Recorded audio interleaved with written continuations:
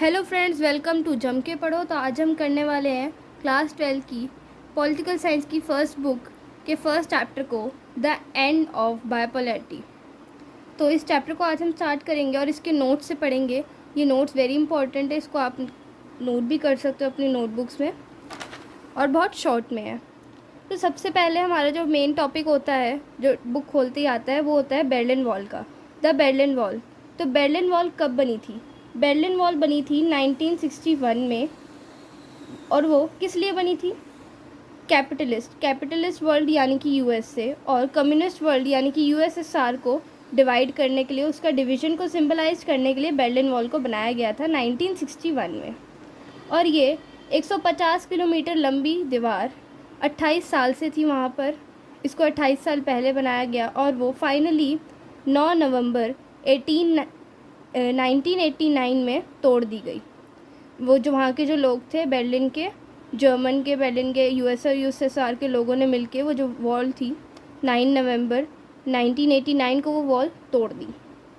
अब इसके बाद हम समझते हैं सोवियत सिस्टम था क्या। सोवियत सिस्टम, यूएसएसआर, ये एक ही है। यूएसएसआर की फुल फॉर्म क्या थी? Union of Soviet socialist Republic, USSR. ये बना था रशियन रेवोल्यूशन 1917 के बाद। ये सोशलिज्म को सपोर्ट करता था और कैपिटलिज्म को अपोज करता था, यानी कि इसकी आइडियोलॉजी, ये जो हमारा जो सोवियत सिस्टम था, ये रशियन रेवोल्यूशन की आइडियोलॉजी पे बना था।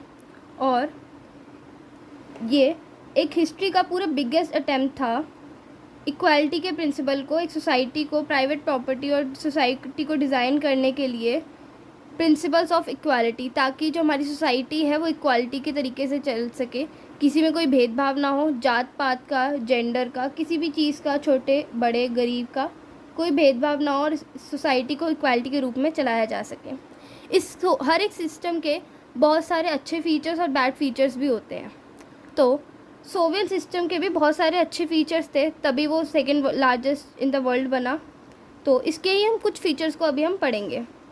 तो इसका पहला फीचर्स था USSR is the second largest power in world after USA.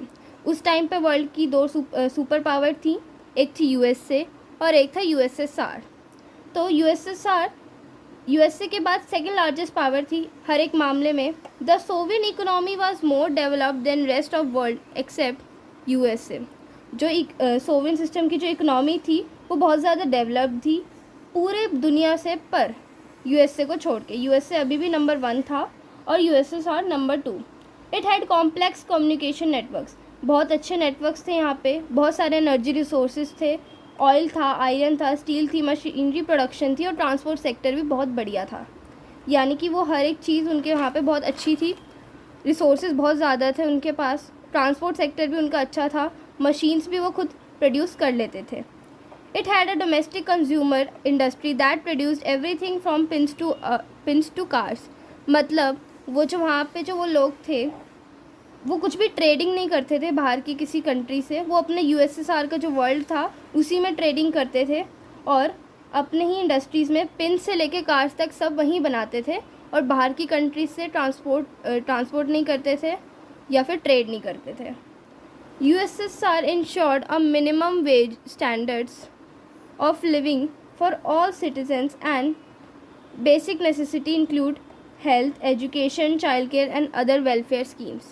यानी कि जो यूएसएसआर की जो गवर्नमेंट थी उनमें जो वो थे वो मिनिमम स्टैंडर्ड्स ऑफ लिविंग सबके लिए रखते थे।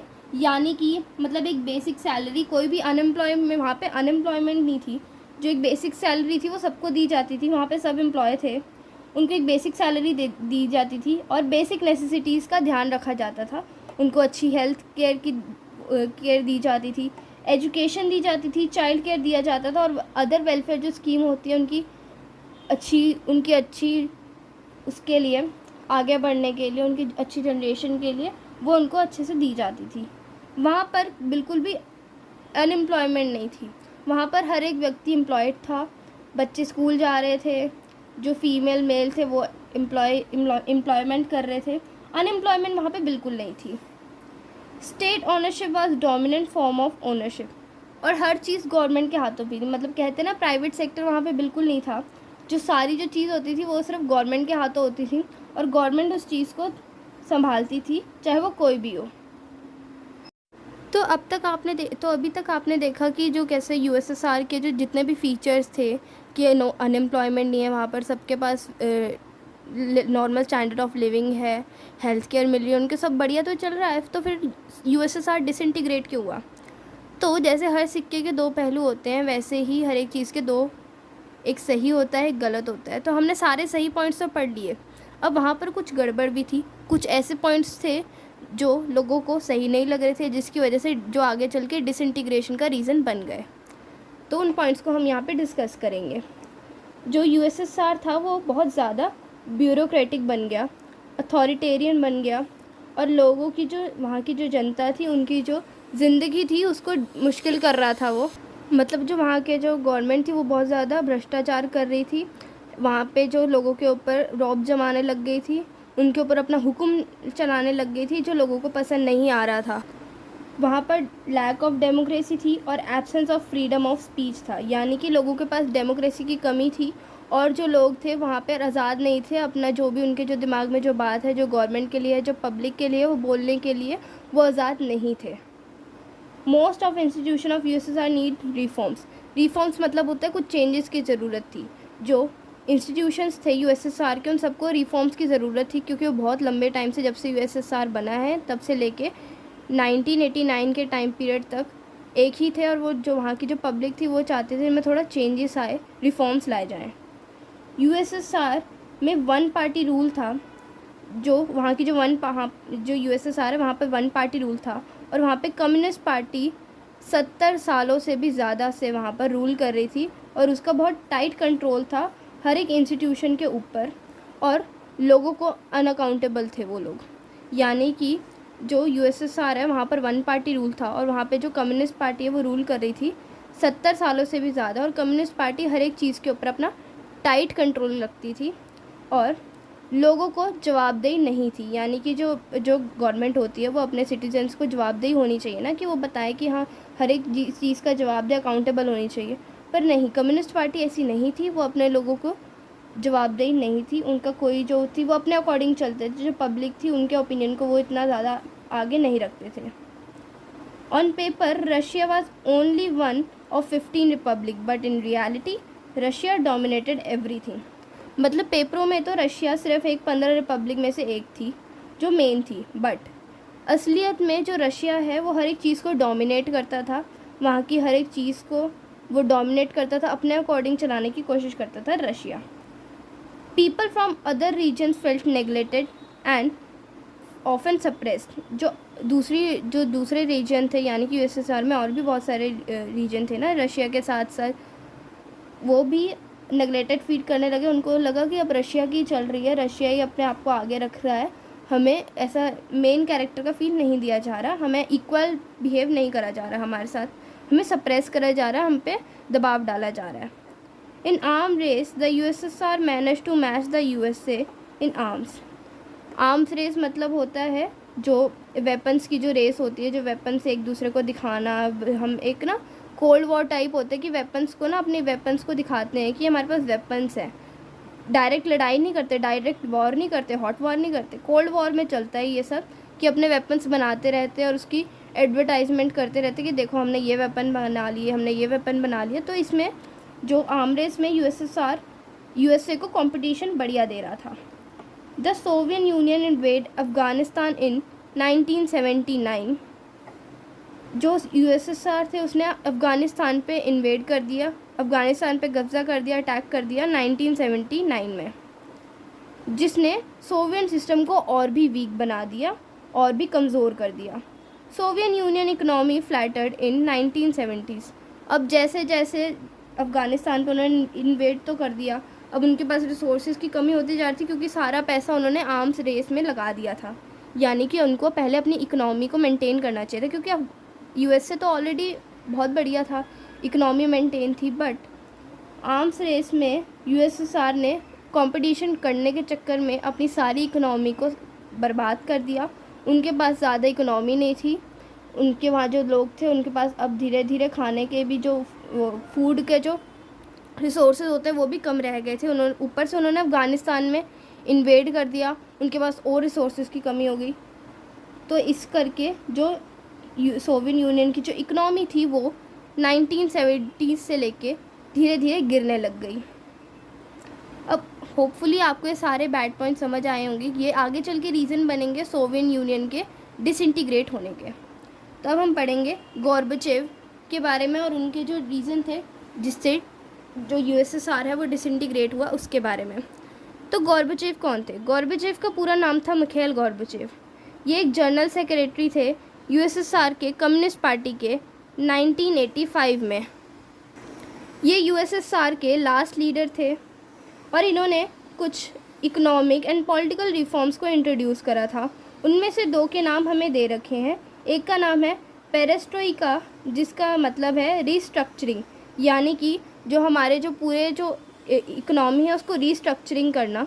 और दूसरे का नाम है ग्लासनोस्ट, यानी कि ओपननेस, लोगों में ओपननेस होनी चाहिए, बोलने का उनको हक दिया जाना चाहिए। He stop the arm race with US. जो गोर्बाचेव थे, मिखाइल गोर्बाचेव, उन्होंने यूएस और यूएसएसआर के बीच जो आर्म रेस चल रही थी उसको ख़त्म कर दिया, उसको एंड कर दिया।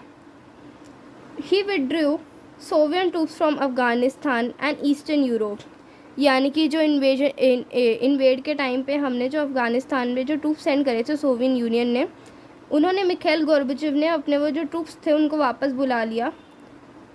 He helped in unification of Germany and ended the cold war. उन्होंने जर्मनी के साथ यूनिफिकेशन में मदद करी और कोल्ड वार को ख़त्म करने में मदद करी। और इनके ऊपर बहुत बड़ा इल्ज़ाम भी लगा कि ये यूएसएसआर के डिसइंटीग्रेशन का एक बहुत बड़ा रीज़न बने आगे चल के, ऐसा लोगों ने कहा।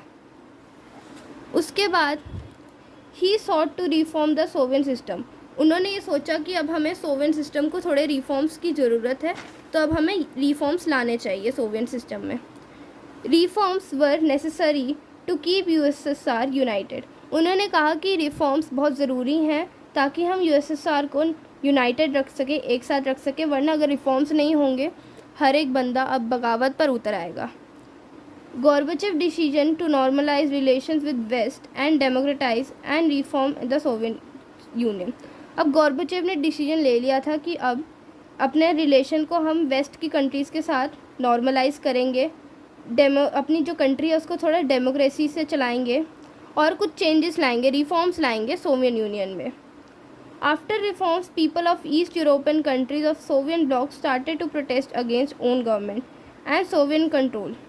अब जैसे जैसे उनको धीरे धीरे अपना हक मिलने लगा लोगों को, अब लोगों को समझ आ गई थी कि हमारे जो हमारी जो कंट्री है यूएसएसआर है उसमें क्या गलत हो रहा है। अब लोगों ने धीरे धीरे प्रोटेस्ट स्टार्ट कर दिए थे अपनी ही गवर्नमेंट के ख़िलाफ़ और सोवियत कंट्रोल के ख़िलाफ़ उन्होंने प्रोटेस्ट करना शुरू कर दिया, स्पेशली जो ईस्ट यूरोपियन कंट्रीज़ हैं वहाँ पर। When the disturbance occurred, the communist regime started to collapse one after another.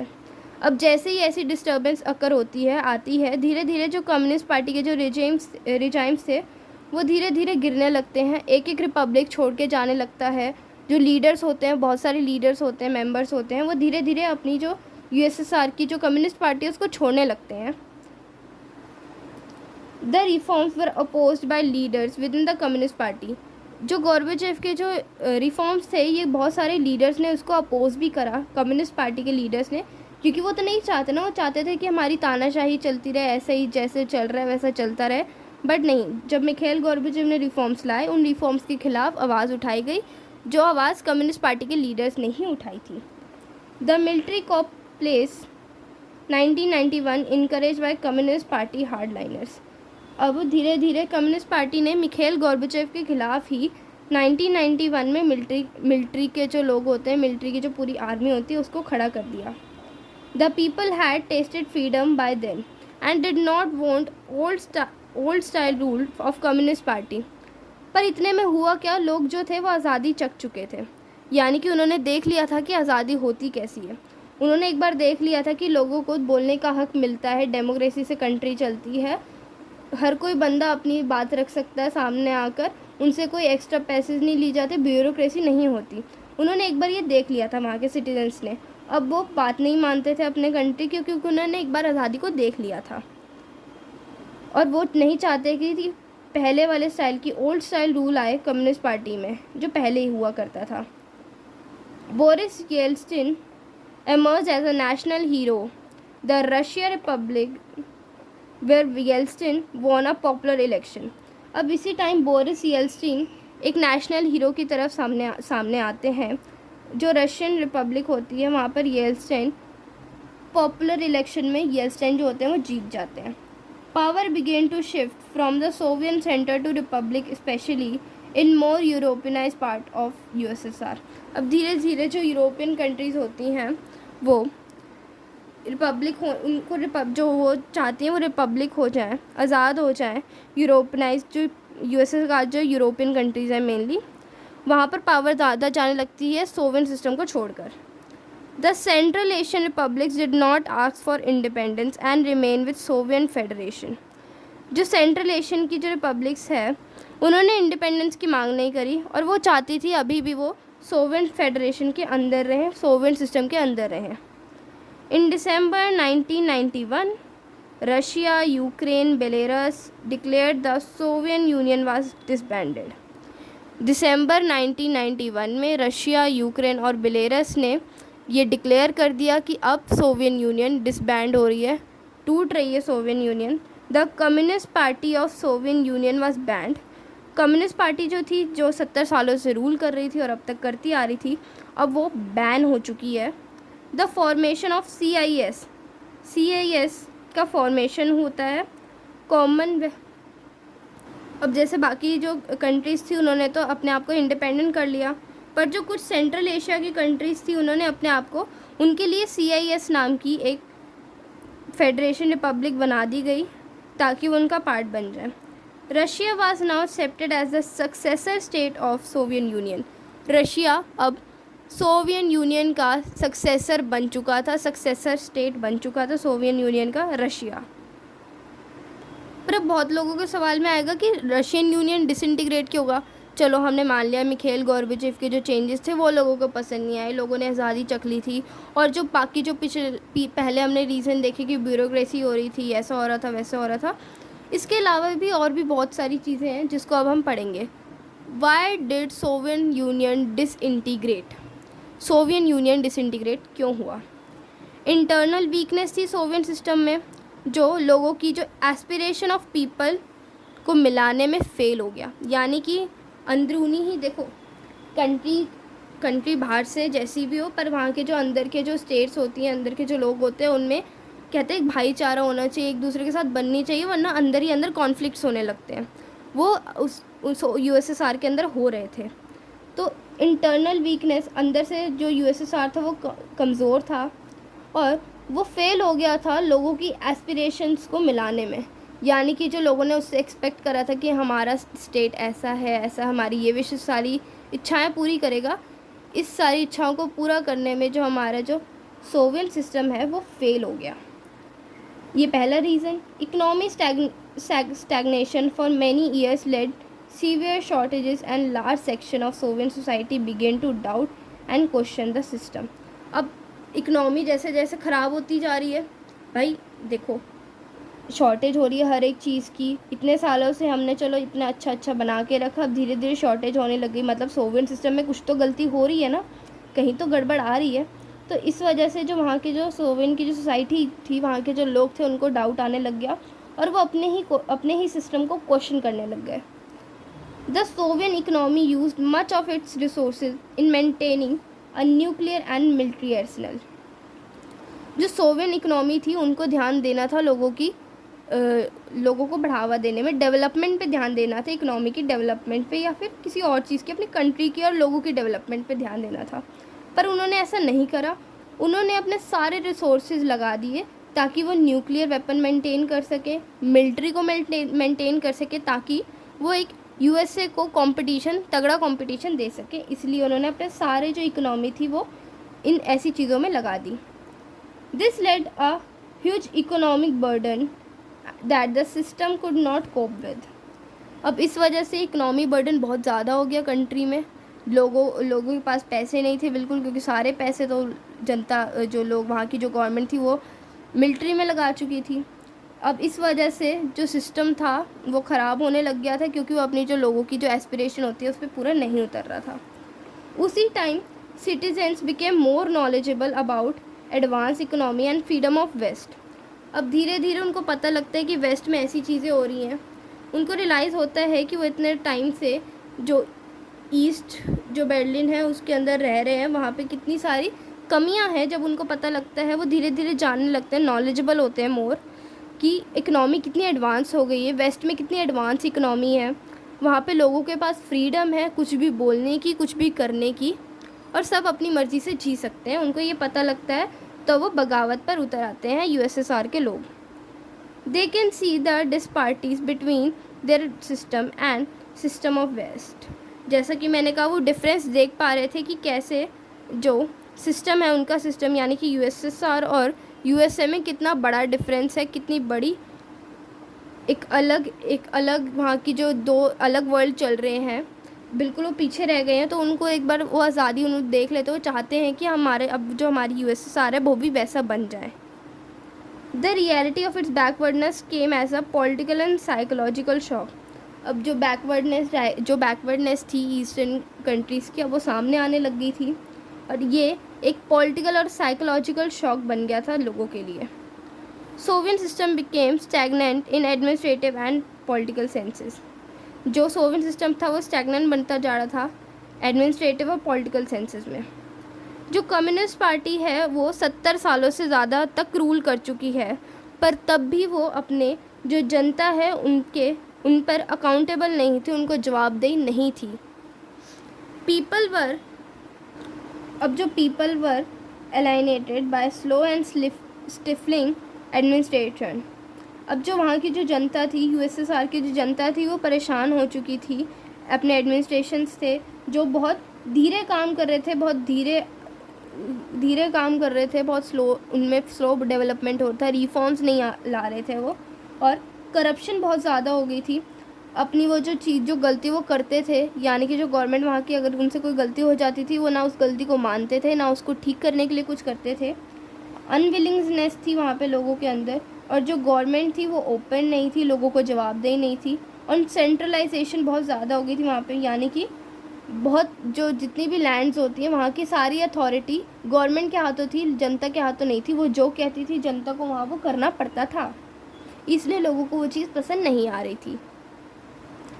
The party bureaucrats gain more privileges than ordinary citizens, people not identify with system and with rulers, and the government lost popular backing।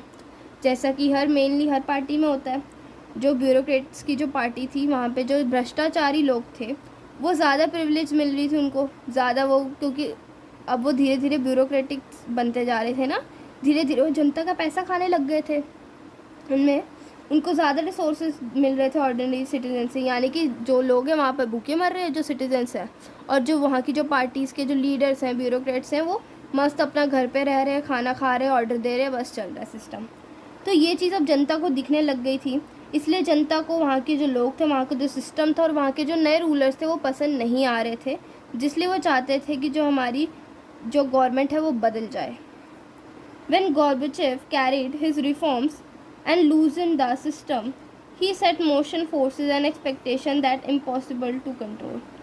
अब कुछ लोग सोचते हैं कि Gorbachev ने जब ये सारे रिफॉर्म्स कैरी करे थे और जब इस सिस्टम को अपने हाथ से गंवा दिया था, तो शायद उसकी एक्सपेक्टेशंस इतनी हाई थी कि लोग उस एक्सपेक्टेशंस पर खड़े ही नहीं हो पाए। जो उसने एक्सपेक्ट करा था कि हम ऐसे ऐसे करके रिफॉर्म्स लाएंगे, वो शायद उसके अकॉर्डिंग नहीं हो पाया, इसलिए जो कंट्री है, इसलिए जो सोवियत यूनियन है वो डिसइंटीग्रेट हो गई। Some felt that Gorbachev should have moved faster and were disappointed and impatient with his method। वही कि कुछ लोग कह रहे हैं कि जो गोर्बाचेव थे उन्हें थोड़ा धीरे रिफॉर्म्स लाने चाहिए थे, इतनी जल्दी नहीं करनी चाहिए थी, और डिसअपॉइंटमेंट इसलिए हुई क्योंकि वो अपने मेथड्स को लेके इम्पेशेंट थे, उनमें ज़रा भी सब्र नहीं था, उन्होंने धीरे धीरे रिफॉर्म्स लाने चाहिए था, उन्होंने एकदम से रिफॉर्म्स ला दिए जिसके खिलाफ जनता ने बोलना शुरू कर दिया। They did not benefit in way they hoped, or they benefited too slowly। अब उन्होंने कहा उन्होंने रिफॉर्म्स तो ला दिए, अब जो रिफॉर्म्स थे वो उस हिसाब से बेनिफिट नहीं कर रहे थे जिस हिसाब से गॉर्बेचेव ने सोचा था। या तो हो सकता है जो रिफॉर्म्स है वो बहुत स्लो बेनिफिट कर रहे थे, या वो इतने बेनिफिटेड नहीं थे जितने वो हो सकते थे, उन्होंने होप करा था। Other member of party and people who served by system felt that their power and privileges were eroding and Gorbachev was moving too quickly। और जो पार्टी के जो बाकी लोग थे, यानी कि जो ब्यूरोक्रेट्स थे, उनको लग रहा था जो पावर और प्रिविलेजेस है वो इनके हाथ से जा रही है, और वो कहते हैं गॉर्बेचेव बहुत ज़्यादा जल्दी भाग रहा था, उसको ज़्यादा चौक चढ़ा था कि रिफॉर्म्स लाने कंट्री में, इसलिए ऐसा हुआ। वो कहते हैं कि जो बाकी जो दूसरे मेंबर्स होते हैं ना, भ्रष्टाचार लोग, उनका तो फ़ायदा हो रहा था, जैसे गवर्नमेंट चल रही है चलने दो। तो वो कहते हैं ये सारी गलती गॉर्बेचेव की है, वो ज़्यादा जल्दी भाग रहा था, उसको ज़्यादा जल्दी पड़ी थी, तो इसलिए जो सोवियत यूनियन है वो डिसइंटीग्रेट हो गया। In this tug of war, Gorbachev lost support on all sides and divided by public opinion। अब इस टग ऑफ वॉर में, टग ऑफ वॉर पता है ना, रस्सा खींच की जो होती है, वैसे ही गॉर्बेचेव के साथ हो रहा था। कई लोग उसको सपोर्ट कर रहे थे, कई लोग नहीं कर रहे थे। इस बीच में गॉर्बेचेव अपना सपोर्ट खो देता है हर एक साइड से, और जो पब्लिक के जो ओपिनियन है वो डिवाइड हो जाते हैं। The rise of nationalism and desire of sovereignty within various republics including Russia, Baltic republics, Estonia, Latvia and Lithuania, Ukraine, Georgia and other proved to be final and most immediate cause for disintegration of USSR। यानी कि जो rise of nationalism, अब लोगों में अपने country के लिए nationalism का भाव आने लग गया था, राष्ट्रवाद आने लग गया था उनके अंदर। वो चाहते थे कि हमारी कंट्री अब आज़ादी देखे, हम किसी के अंडर ना चले, हमारी जो USSR है या कोई भी कंट्री है वो या तो रिफॉर्म्स लाए या फिर वो डेमोक्रेसी के थ्रू अपनी कंट्री को रन करे, डेवलपमेंट्स लाई जाए, हर एक को प्राइवेटाइजेशन की जो वो है जो एक्सेप्टेंस मिले, ताकि सारा काम गवर्नमेंट के हाथों ना हो। Rise of nationalism and desire of sovereignty, आज़ादी की डिज़ायर, आज़ादी की जो इच्छा है वो लोगों के अंदर आने लग गई थी। जैसे कि रशिया में वो आई सबसे पहले, रशिया के जो लोग थे उन्होंने डिमांड करा कि हमें आज़ादी देखनी है, हमें आज़ाद करा जाए, हमें वेस्ट का जो सिस्टम है वो ज़्यादा पसंद आ रहा है। बाल्टिक रिपब्लिक्स में जो बाल्टिक स्टेट्स होती हैं मेनली, इस्टोनिया, लाटविया एंड लुथेनिया जैसी, वो सब ऐड थी। इन्होंने भी धीरे धीरे नेशनलिज्म में आए, उनके अंदर भी राइज ऑफ नेशनलिज्म हुआ, और वो भी धीरे धीरे वेस्ट की कंट्रीज़ को सपोर्ट करने लगे। वो भी चाहते थे कि उनकी कंट्री USSR से निकल जाए। यूक्रेन, जॉर्जिया और भी कई सारे जो रिपब्लिक्स थे उन्होंने भी यही डिमांड करी, और ये सबसे मोस्ट इमीडिएट कॉज बना सोवियत यूनियन के डिसइंटीग्रेट होने के लिए। USSR के इमीडिएटली डिसइंटीग्रेट हो गई, क्योंकि वहाँ के लोग ही अपने सिस्टम को पसंद नहीं कर रहे थे। उनको नेशनलिज्म की जो भावना थी उनके अंदर जाग चुकी थी, और उनको नेशनलिज्म और सोवेरेनिटी से अपनी कंट्री को चलाना था। तो बस आज का हम इतना ही टॉपिक कवर करेंगे। होपफुली आपको ये सारा समझ आया होगा। नेक्स्ट वीडियो में नेक्स्ट टॉपिक को कवर करेंगे। थोड़ा सा ही चैप्टर रह गया, आधा चैप्टर हम पूरा समझ